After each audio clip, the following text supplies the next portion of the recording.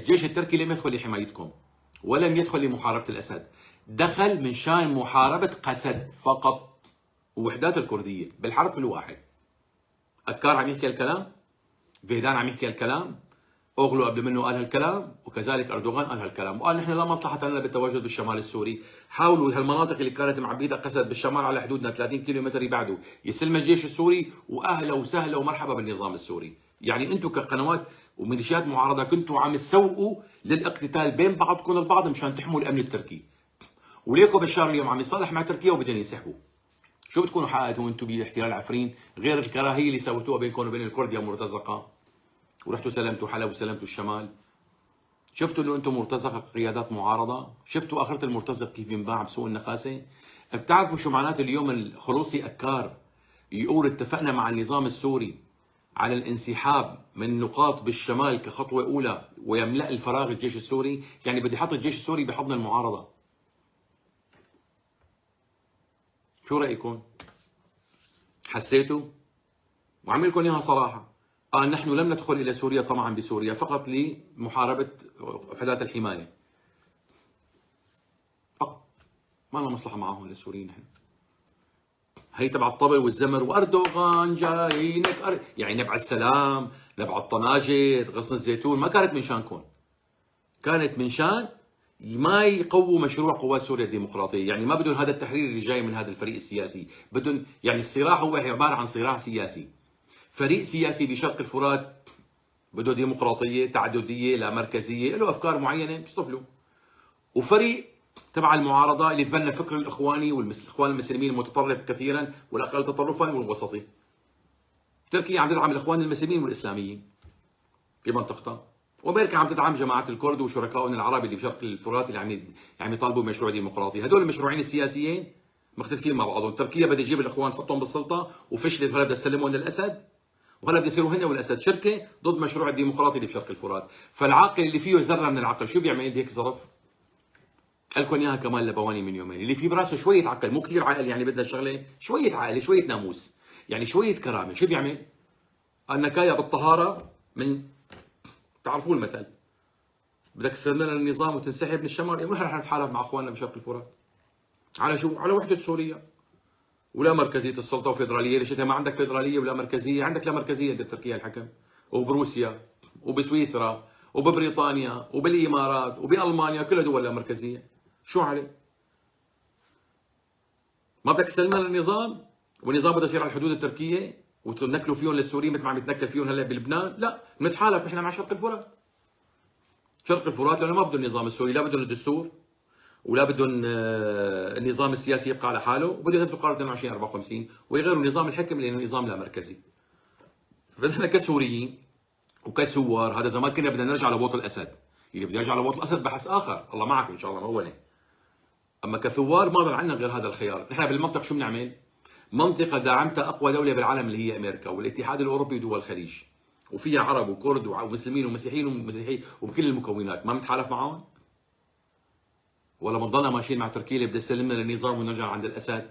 هذا السؤال برسم الثوار، برسم هادي العبد الله اللي عم يطلع يقود لي المظاهرات، وجميل حسن تبع ينصر دينك. شو بدكم تعملوا هلا؟ بكره شو بدكم تغطوا فوق بالشمال؟ ها هي قوات النظام تدخل وتستلم نقطة كذا، وها وجيش بتنسحبوا بتنسحبوا بتنسحبوا بتنسحبوا، بالاخير بصفوا بشريط 10 كيلومتر، بعدين بيجي النظام بيتفاهم عن الخطوة الأخيرة، طب ما عاد في ارنب يسبقكم بالخندق، وينكم تروحوا؟ اما من هلا لما بتوجهوا الجماهير، مو الجماهير تروح تنزح على شرق الفرات او شرق الفرات ينزح عنكم، تتوجهوا سياسيا على شرق الفرات. في ناس فهمتني غلط خلال السنوات الماضيه، انه مفكرين عم يقولوا للعالم تعالوا اسكنوا بشرق الفرات، لا، بعتوا سياسيين يعملوا تواصل، حركوا السياسيين اللي بالخارج. ما بدكم انتم، بدكم تضلوا قاعدين هيك ليرجعوكم لعند الاسد، وعم تشوفوا كيف عم ترجع السعوديه وعم ترجع الامارات وعم ترجع تركيا، وما صفيت غير هي المنطقه الوحيده اللي عم تناكف تركيا اللي خدعتكم، وعم تجاكر ايران اللي قتلتكم، وعم ضد المشروع الروسي اللي دعمت نظامكم اللي ذبحكم، وضد كل المشاريع اللي عم يساويها الاسد، وانتم ذاتكم واقفين عم تفرجوا. لك شو عم تنتظروا؟ والله اذا بنجيب حمار كر فدان بالسياسه بنقول له اخي وفق المعطيات على الارض. وهي المعطيات على فكره انا تنبأت فيها قبل فتره طويله وحذرتكم منها، وطلعوا معي سياسيين كثير على الهواء وتناقشنا بهذا الموضوع. وقلنا لهم تركيا والنظام بدهم يصالحوا، والشمال مصيره بده يسلم للنظام. خلينا قبل ما توعى الفاس بالراس نعمل حركه التفافيه، منهم نغير سياسه تركيا ومنهم نعمل لحالنا ارضيه شعبيه كبيره. ما رضيتوا انتم ليش؟ لانه افكار صدام حسين ما زالت براسكم. افكار البعث تبع عفلق وبشار الاسد وحافظ الاسد والعروبه والقوميه العربيه، وكملوا عليكم الاخوان المسلمين والمذهبيين لهولكم مخكم بالاخر. ما عندكم واحد بيفكر بطريقه وطنيه ابدا ابدا. هل تعتقدون ان تركيا تتجرأ ان تدعم جبهه الخضراء؟ هل تعتقدون انت عم تكتب ضحكني عم تضحك بحذرك؟ احنا عم نحكي عن دم، عم نحكي عن الملايين السوريين المشردين، لا تقعد تضحك لي مثل واحد كلمه كبيره على الهواء. الضبضب ووزن، الضبضب ووزن. على قد ما نكون حمير ومستشحشين انتم من طبلجيه الاسد ومن طبلجيه المعارضه، الخوازيق طلعت من راسكم لسه ما حاسين بالخازوق. اللي عمل شنو على البرسيم عم يطعميكم اياه بشار، فالضبطب بالتعليقات مشان ما اعذرك.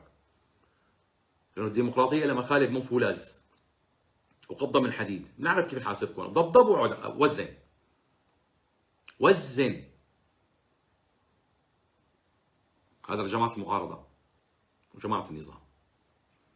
شو صفينا؟ طحوا.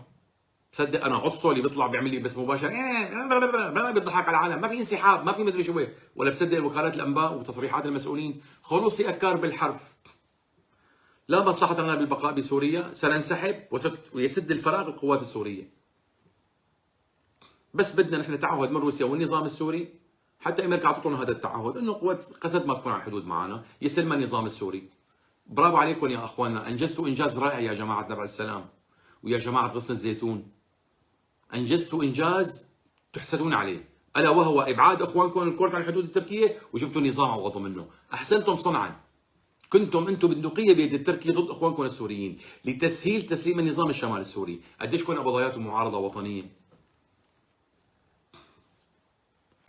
فاللي عم يصير بالسوريين يا شباب، رب العالمين سبحانه وتعالى هو العدل، مو العادل. الله مو اسمه العادل، اسمه العدل. شو يعني العدل؟ يعني هو العدل نفسه، هو جوهر العدل. ما بينصروا القوم الظالمين الكذابين اللي بيكرهوا بعضهم البعض. وشايفين شو عم يصير ببلدكم؟ بشار اكل هوا، ميليشياته اكل هوا، شاجح من حبك جيتوا عم يشحدوا، الطوابير فوق بعضها، اسرائيل نازله فيهم سلخ، ميليشيات ايرانيين نازل فيهم سلخ، تجاره ممنوعات، الدعاره منتشره، مدرج على قوائم الارهاب. هلا عم يفتحوا له قانون حفار القبور. ها تتذكروا حفار القبور اللي لكم من شهرين ثلاثه، لكم من هون لاخر السنه حفار القبور رح يطلع القانون. ان شاء الله يلحقوه لاخر السنه، قولوا بس ان شاء الله يلحقوه. هذا لا قيصر ولا طلت طلايله. قانون حفار القبور لا قانون قيصر ولا طلت طلايله. 800 الى مليون جثه معترفين على دفنهم بمحيط دمشق، بس اللي اجوا من المحافظات ومن باقي المناطق قتلوهم بافرع الامن على مدى 6 سنين 7 سنين. هذا بقى عم يستمعوا عليه هلا بالكونغرس، وهلا فتحوا التحقيق وكذا ولجان ومدري شو. هلا كلها هي تندمج وبتتوسع باقمار صناعيه والارضيه وكذا، وبيتقدم بقى. ساعتها بيكون الطلقه الاخيره لبشار الاسد. امريكا عندها كل الحجج ان تنهي بشار، لكن لسه ما قررت. في مشاريع عم تساويها. مطلوب بقاء بشار بالسلطه، بس بقائه يعني انتصار؟ لا، يعني شحاده، يعني جوع، يعني فقر، يعني ما في حل، يعني استعصاء. بس مطلوب هلا من الدوله السوريه وبدهم يدعموها انه تسيطر على الشمال السوري. امريكا موافقه عليها هي النقطه، بس مو معناتها بقاء بشار بالسلطه، لانه شرق الفرات ما راح يرجع وتتوحد سوريا وترفع العقوبات عنا ببقاء بشار الاسد. حتما لازم يرحل، حتما. شو بقي لكم انتم يا جماعه المعارضه؟ شو بقي لكم بعد كل هالخوازيق؟ تبحثوا عن حل ولا تقعدوا تلهوا الجمهور بمهاجمه شرق الفرات؟ عم بفتح البثوث انا تبعوت المعارضين او المنطبق، ما عم بسمع عنهم شيء، عن النظام ابدا، ولا عم يتحدثوا عن الخازوق التركي، ولا عن اللجنه الرباعيه، ولا على الاتفاق اللي عم يصير، ولا على طرد اللاجئين من لبنان، ولا على عوده نظام لبشار الاسد للجامعه العربيه، ولا على علاقات حسن الجوار بدها تصير بين تركيا. كل حديثهم شرق الفرات، الهام احمد، سمير بتيني، مظلوم عبدي، صبري عيسى، كمال بكور، فلان مدري مين، فلان قال. هذا شغلتهم الثورجيه، هذا هو شغلتهم فقط. انا بالامس واول امس عفوا كانوا عم يناقشوني ناس من الموالين، عم يقولوا لي انه ايه اخي والاسد انتصر وكذا، مين في بديل معكم بديل؟ الله هيك سبحان الله لمع اسم براسي. قلت له هي الهام احمد بديل، مو هي رئيس مجلس سوريا الديمقراطيه، منه انتخبه بديل. وكان في عقل براسهم وطار يا شباب. هلا النظام اذا عو ما بنزعل، بنقول هذا عكروت متمسك بالسلطه، انا عم بحكي عن المعارضه. كان في براسهم عقل وطار يا جماعه. مين هي الهام احمد؟ وليش نقبل بوحده مرأة؟ وقيمة الكرد كان لهم ايه بالبلد مدري شو، ولا نقبل ونرجع عند الاسد وما لك انتم مو بشار الاسد كثير عليكم؟ انا هلحجت الكلمه، هالحجر هذا لحجته بهي المياه الراكده اللي تتحرك المياه وتطلع الروائح، وطلعت الروائح، وطلعت الروائح والمزابل البعثيه والمزابل الطائفيه والمزابل الاخوانيه. ما خليتوا ستر مغطى. ما عم عندكم شغله الهام احمد سعيد بتصير رئيس جمهوريه، بالله الهام احمد ترشح حالها رئيس جمهوريه، بالله مدري شو. هي انا كلمه حكيتها على الهواء من باب انا مستقل، يعني اعلامي مستقل ما بشتغل مع حدا. قلت ليش ما نرشح الهام احمد؟ كفو اكثر منك يا بشار، مقبوله من المجتمع الدولي، مقبوله من المجتمع السوري، وامراه سوريا بدها حنون تدمج جروح الناس، بتحس باحساس ام الشهيد، باحساس الطفل الجوعان وباحساس المراه المظلومه. امراه، بدنا امراه تدير البلد. بعدين الامراه مثل ما عم بحكي انا يوم، انا واحد الاصدقاء الله يذكره بخير هلا بيطلع معنا، الامراه لصالحنا كسوريين تكون الرئيسه امراه، بس اذا بدها تقعد تفاوض اي شخصيه بتكسب، بتخسر نص الاوراق بدون ما تحكي ولا كلمه، لانه امراه ما بيقدر لا يعيط عليها ولا بيقدر يتنمر عليها ولا بيقدر يحتد عليها. كل الراي العام معها انه هي امراه شلون بتعيط عليها، بدك تعملها بيتيكيت، فاوريدي ربحت المفاوضات بدون ما يحكي ولا كلمه الرجل قدامها. ضيفوا فوق منها انه امراه ذكيه وحديديه ومثقفه وصاحبه نضال وعندها مشروع وطني. سمعناها هذيك اليوم على الهواء، قالت انا بدي وحده سوريا، بدي رحيل النظام، يعني تغيير النظام السياسي، تغيير الدستور، افراج عن المعتقلين، عوده المهجرين، بناء دوله لا مركزيه شفافه تحاسب مجرمين الحرب. بابنا مفتوح للتفاوض مع المعارضه، مع النظام، مع اي حدا بيوافق على حقن الدماء وانتقال سياسي. المعارضه نازلين عم يسبوا، طيب يا ابني انتم جماعه المعارضه، انا جماعه النظام قايم ايدي عنهم، بعرفهم المغلوب على امرهم منهم جتبان ومنهم مغلوب على امرهم منهم مستفيدين، حكيناها. بس انتم كمعارضين ليش لسانكم اكلوا القط؟ يعني اللي منكم قسم كبير لسانه اكلوا القط وساكت، لا عنده بديل ولا عنده حل وشاطر بس يقعد يسبسب، ليش عم تعطل؟ هي الفكره، هي فكره. قد الهام احمد ما تقبل، يعني زي ما قبلت انا رح رشح حالي او عبده او سعيد او اي حدا مثلا. ايمتى بدكم تتعلموا وتتفقوا على شخصيه وطنيه؟ يعني انتم فاشلين وبدكم تفشلوا العالم معاكم؟ لا عرفتوا تعملوا قوات مسلحه منظمه، لا عرفتوا توحدوا صفوفكم، لا عرفتوا تعملوا مؤسسات، لا عرفتوا تعملوا ادارات، لا عرفتوا تعملوا لجان مرأة، لجان طفل، لا عرفتوا تعملوا مكاتب لكم باوروبا وبدول العالم، ما عم تعرفوا تسافروا ويقابلوكم مسؤولين دوليين، عم تتقاتلوا بين بعضكم كمعارضه، عم تسرقوا بعضكم البعض، وليك اخر شيء تركيا اللي طبلتوا راح اسلمكم. طيب مو طبيعي انكم تبحثوا على حل؟ مو طبيعي نبحث على مخرج؟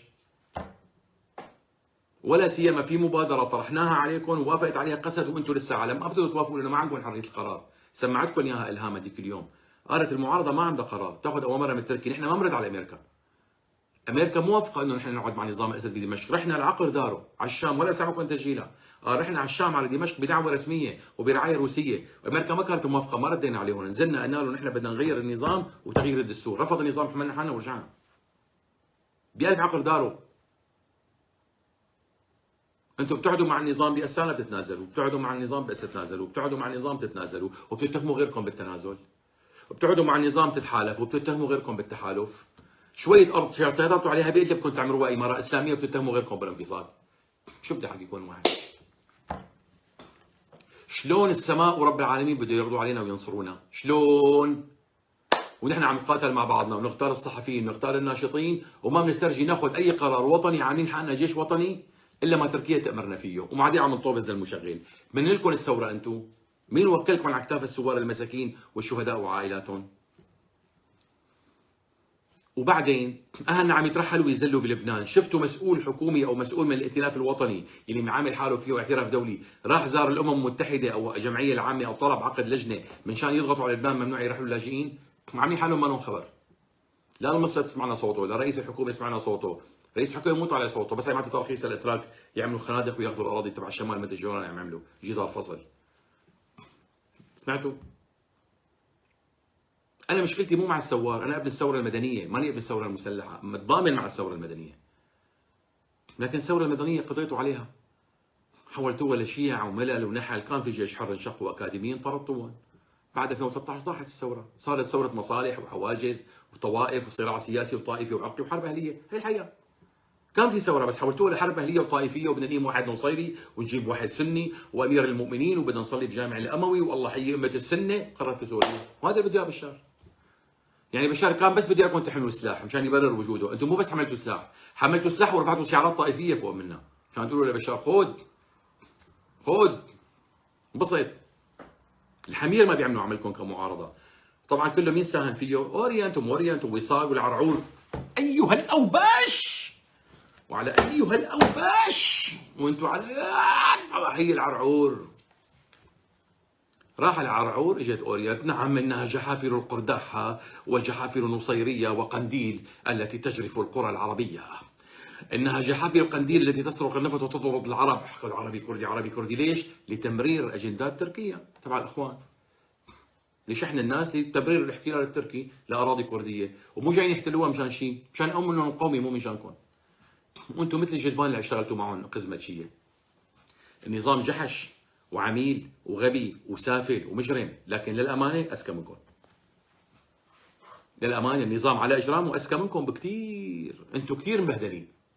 انتم كمعارضه كثير مشرشحين، شوفوا تعليقاتهم انتم على التواصل الاجتماعي، يا ابن الشر يا اخو الاح، والله لا اعمل باختك، والله لا اعمل بامك، الصبح بيسبوا بعضهم، بيمسحوا اعراض بعضهم بالارض، بالمساء بيصالحوا. وكله قاعد باوروبا وعم يقول بده يعمل لي دوله اسلاميه ودوله الاخوان، كله قاعد باوروبا على الجوب سنتر.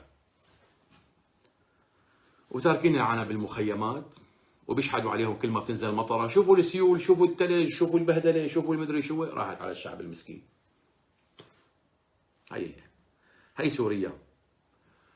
ما بدي اقعد انا مثل النواحه والرداده، انا بفرق عن اعلاميين اخرين وسياسيين، ايه ما لنا حدا، ما لنا غير كذا، ما ادري شو، لا، انا شغلتي ارفع المعنويات وايجاد الحلول. لبنان تخلى عنا والاردن على الطريق، ما فينا نلوم العالم. ما فينا نلوم العالم، نحن نفس لبعضنا ما فينا خير، نحن اولاد بلد وحده ما عم نقدر نتوحد، شو بدنا نلوم الغريب؟ غريب يتحملك سنه، سنتين، ثلاثه، اربعه، خمسه، سبعه، ثمانيه، تسعه، 10، 11، 12. بعدين انتم بعضكم ما عم تحملوا بعضكم البعض، لا بمناطق الموالاه ولا بمناطق المعارضه، للامانه. مو عيب عليكم لحد الان ما عم تعرفوا تنتجوا قياده وطنيه توقف بوش بشار الاسد بالمحافل الدوليه؟ لك مو عيب عليكم ما عرفتوا تعملوا حكومه مثل العالم والناس؟ لك مو عيب عليكم تتقاتلوا انتم والمكون الكردي ثاني اكبر قوميه بسوريا؟ مو عيب؟ وبتبرروا احنا خلافنا مو مع الكرد، خلافنا على مين عم تضحكوا؟ لك مو لك يا ريتكم بس عم تقاتلوا مع الكرد، ولك عم تتقاتلوا مع بعضكم البعض كعرب وكسنه نازلين ببعضكم بسلاح الثقيل. لك شلون الله بده ينصرنا؟ لك شلون الله بده ينصرنا؟ احمدوا ربكم انه هالمعارضه ما معها مضادات جويه وطيران. كنتوا لقيتوا ابو عمشه طالع بالاف بالسيخوي والثاني طالع له بالفانتوم، هذا عم يضربه بالمضادات الطيران وهذا عم يضربه بصواريخ السام.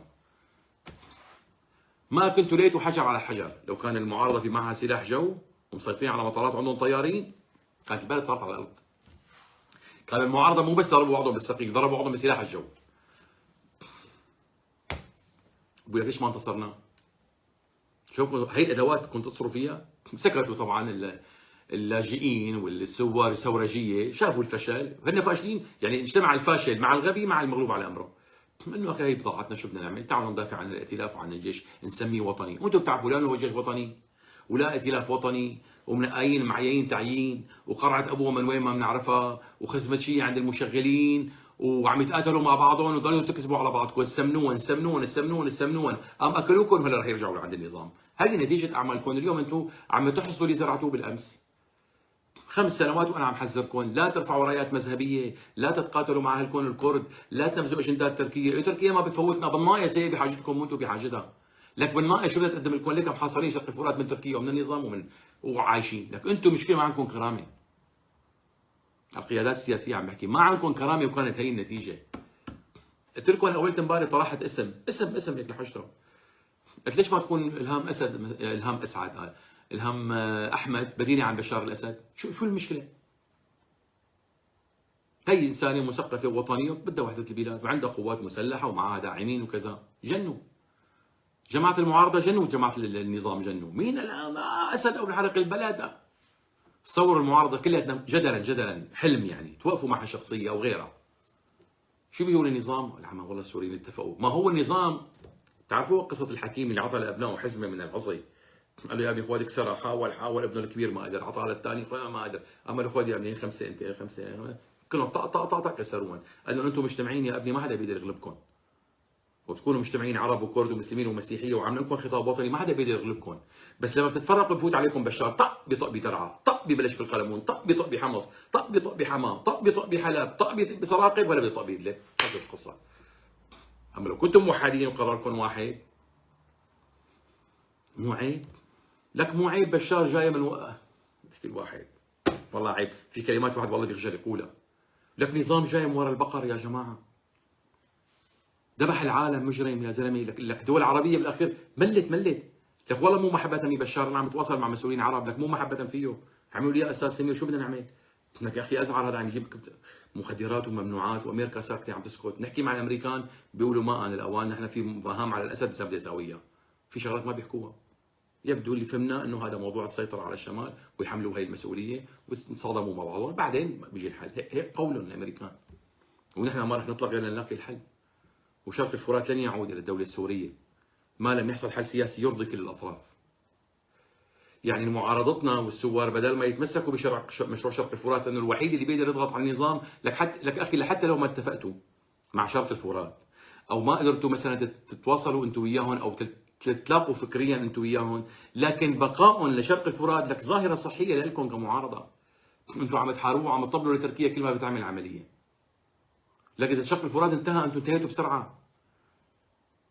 طالما شرق الفرات موجود بتضل تركيا موجوده عم تناكف تدعمكم بطريقه غير مباشره، بصير الاسد مرتبك. فما بالكم اذا توحدتوا مع شرق الفرات، لك بتجبرون الجميع، بتجبروا جميع الاطراف انه يوجدوا بديل سياسي. عندكم قوه موحده على الارض وبتضيفوا عليها قوه تبعكم. لكن انتم عم تعرفوا تفكروا، ولا عم تعرفوا تتواصلوا، ولا عم تعرفوا تقولوا كلمه حلوه. طب هلا شو بدكم تسووا؟ يعني انا لما عم بطرح عليكم الحلول، ان شاء الله مفكرين في لي مطامع او شخصيه او مثلا مصلحه لفريق معين، لا بالعكس. هن احب على قلبهم يعملوا اقليمهم ويعملوا ادارتهم الذاتيه ويتركوا امه، احب على قلبهم. لكن انا كابن الشام من يعني حسا وطنيا ما بصير هيك تكون العلاقه بين السوريين. هذا عربي وهذا كردي. شكرا حبيبي خليل. هذا عربي وهذا كردي وهذا مسلم وهذا مسيحي وهذا مدري شو. قلت تعالوا نعمل مبادره نتوحد مع بعضنا على نظام فيدرالي نضمن حقوق الكرد ويشاركونا. انتم لساتكم بعقليه الكرد اقليه ونحن اكثريه وهن وافدين والاخوان المسلمين ودعايه اورينت وقنوات المعارضه، وضيعوكم وخلوكم وتركوكم بهالمحنه ومشوا. هلا شو بدكم تعملوا؟ دعونا الان من قسد ودعونا الان من كل هالترهات اللي عم تصير. عندكم مشروع؟ لا. شو بدكم تعملوا امام الاتفاق التركي مع نظام الاسد؟ عم يعمل لكم مصالحه مثل درعا يا اخوان. لا ما بيعملوها، ما صدقتوا؟ طيب نستنى شوي، نستنى ل 15 شهر.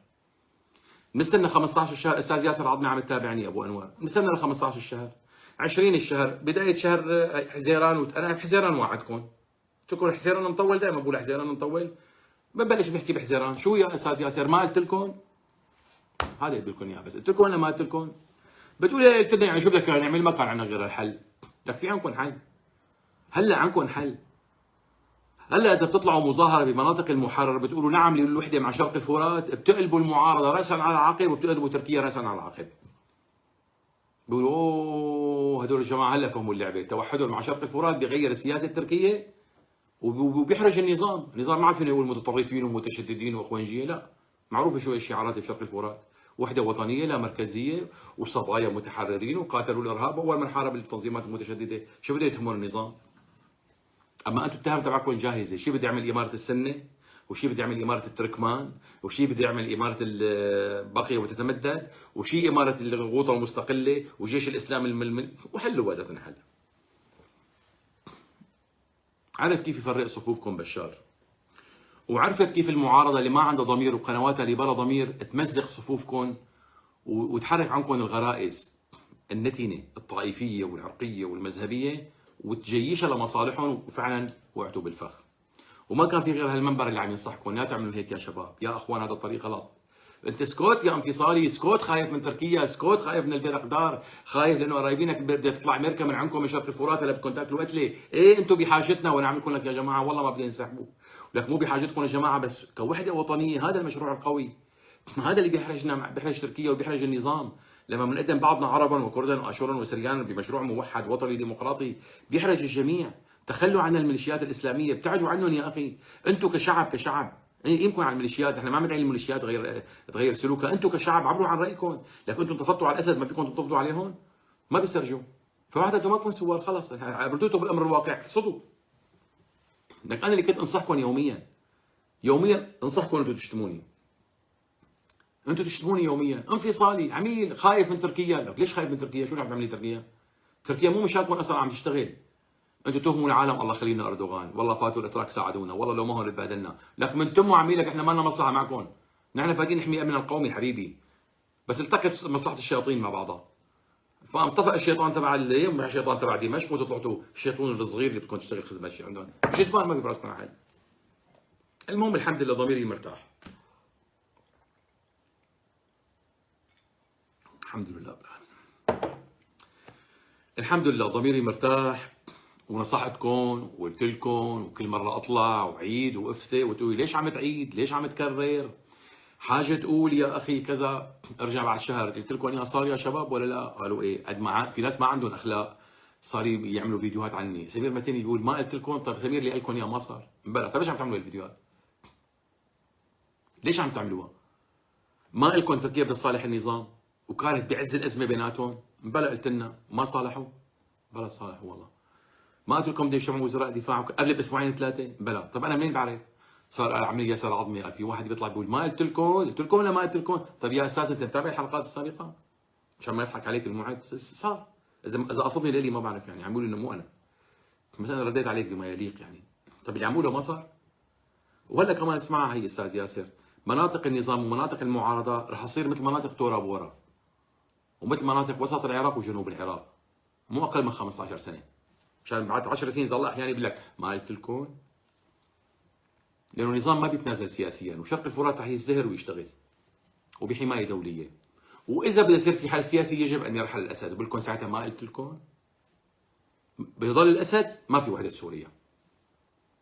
الاسد بيضل بالسلطه ما في استقرار، من الجنوب بينزلوا فيه اهل الجنوب، ومن الشمال اهل الشمال فوضى ومشاحنات ومصادمات بين المدنيين وبين العسكريين. وشرق الفرات بعيد عنكم، بدكم حلكم مشاكلكم ونحن جاهزين. وبدي اطلع بعد فتره اذا الله احياني بقول لكم ما قلت لكم؟ تقولي والله قلت لنا. لا اخي العزيز اللي اسمك جود صالح، انا ما عم بشتغل مثل ليلى عبد اللطيف بالتبصير وبالتنجيم. اخي جود ركز معي، ركز معي. انا عم بعطيك تسريب من مكاتب صناع القرار. يعني انت يمكن عم تتابعني جديد سيد جود، مشان ما تكتب كلمه تسألي فيها وبالتالي ارجع رد عليك وتشتغل الطوبه زي بقى. لا انا ماني مثل ليلى عبد اللطيف ولا مثل ميشيل حيك يا خيي. انا عندي وكاله انباء وعلاقات دبلوماسيه وسياسيه واعلاميه بتجني خبر. تعرف انت جماعه القصر مثلا بدنا يسربوا لنا خبر، سربوا لنا في خبر $500 تحول مجتمعين. بتعرفوا اليوم شو صاير بالقصر الجمهوري؟ افرع المخابرات اليوم شو عم يحكوا؟ اسمعها هي جود مشان ما تقولي ليلى عبد اللطيف. اليوم حديث مخابرات دمشق وجماعه القصر موضوع ترشح الهام احمد. صحيح الهام بدها ترشح حالها؟ لا اولو ومدري شو. لك شو صار على التيك توك؟ ما في غير عم يحطوا الهام ورئيس الجمهوريه الهام احمد. تعرفوا شو عم يحكوا ضباط المخابرات وضباط الامن والدائره المقربه؟ جماعه الاداره الذاتيه وبعض الصبيان اللي كانوا عم يعترضوا على الكلمه اللي حكيتها انه نرشح على اسمها. بتعرفوا شو صار يقولوا؟ قرضوا والله هي اذا بترشح حالها والله بتنجح، يمكن ما بتنجح. بيقولوا والله بتنجح، ليش ما تنجح؟ بين بعضهم يا اخي عندهم 6 ملايين شرق الفرات، وعندك شي مليونين كردي صاروا 8، والمراه السوريه والجنوب ودرعا والناس المجاكره منا كنظام بينتخبوا وين جكاره فينا، فهون الرئيس بقى يجيب اصوات. يعني حتما بتفوز الهام 60 70 65%، ورئيسنا جاب 17 منيح، بس ما حدا يسمعنا. وفي ناس مقربين من بشار بيقولوا لبشار اعطيهم لا مركزيه وخلص منهم يا جماعه. يا اخي وافق على لا مركزيه احسن ما ياخذوا منك سوريا كلها، ترى ها بتروح سوريا كلها منك يا بشار. يعني هذا الطرح اللي طرحته يا جهابزه الكرد اللي كنتوا من يومين في بعض السياسيين الكرد ومن طوبزجيتهم مثل هذا الطبل وغيره، انه سمير عم يحرق اسم الهام وما كان لازم يعمل هيك. والله عن جد عن جد والله انت تفهم بالسياسه. هل تعلم انه جماعه القصر والمخابرات اليوم متكركبين عم فايتين بحيص؟ فعلا اذا الهام بتوقف بتترشح وبتندعم جماهيريا وبتندعم اقليميا وبنلم لها حمله من تبرع من السوريين، حمله اعلاميه، فعلا بتسحقوا لبشار بالانتخابات، بالصندوق الاقتراع بتسحقوا، لانه يعني الانتخابات بتكون باشراف اممي. فهلا الاسد على الحالتين هي من مستفيدين الاداره الذاتيه. هلا تعرفوا شو بلشوا يقولوا بالدائره الضيقه؟ اخي اعطوهم اداره ذاتيه وخلصوا من القصه، بس قالوا لهم لا تقربوا لي على شغله رئاسه الجمهوريه. قد يوافقوا قسد، يعني جبت لكم اياها على بلاطه انا هلا. سرعت لكم الموافقه تبع النظام، ما بدك تعطينا اداره ذاتيه؟ اوكي مستنى يصير الحل السياسي، بدنا نرشح حالنا نحل الانتخابات. بيعمل تحته بشار.